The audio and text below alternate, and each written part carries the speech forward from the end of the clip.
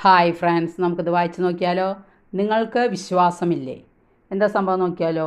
വിശ്വാസരാഹിത്യമാണ് ഭയത്തിൻ്റെ മൂലകാരണമെന്ന് യേശു ഇവിടെ പഠിപ്പിക്കുന്നു.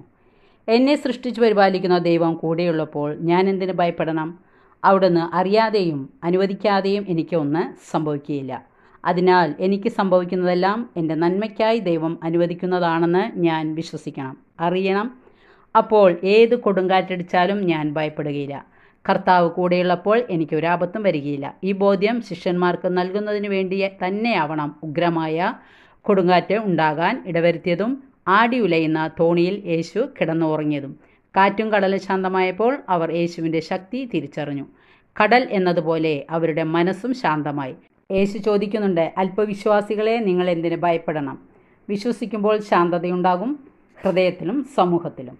ഈ ഭാഗം ഇഷ്ടപ്പെട്ടെങ്കിൽ ലൈക്ക് ചെയ്യുക. Okay, thank you, by.